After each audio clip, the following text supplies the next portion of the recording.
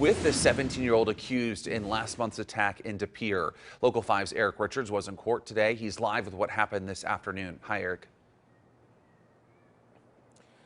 Hello, Barrett. That preliminary hearing was held this morning and details of the alleged incident were released in open court, and a motion to dismiss the attempted homicide charge was heard.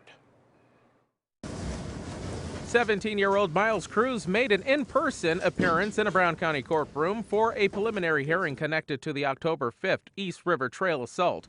For the first time in open court, we heard details of the alleged assault of a woman who was carrying her 1-month-old baby along the trail. A couple of days prior to the hearing, the defense filed a motion to dismiss count 1 of the indictment, first-degree attempted intentional homicide. Looking at the facts alleged in the complaint and taking everything alleged in there to be true, the court is to take a common sense approach to that reading. That's a phrase we hear from the state oftentimes when we bring these motions, but I think a common sense look at the allegations contained in the complaint shows that Mr. Cruz never formed the requisite intent to commit first-degree intentional homicide. The defense then questioned that if Cruz intended to kill the victim, why did he not complete that crime? The DA with an answer. Frankly, I would agree with Mr. Herman that I would also ask the court to take a common sense approach. I just have a very different view of what a common sense approach would conclude in this case.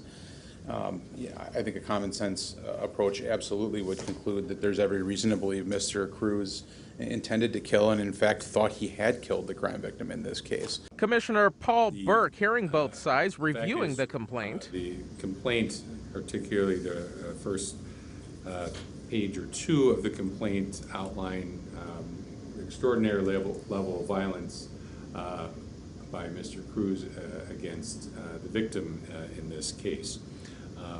And that at some point she did play dead. And then frankly, I think that is an extraneous factor. I think that when she was more actively resisting because she could, it seems as like that ongoing violence occurred. The lead investigator on the case took the witness stand. He testified about evidence collected, which included articles of clothing. All of the items that were in the woods were attributed to the victim through the investigation.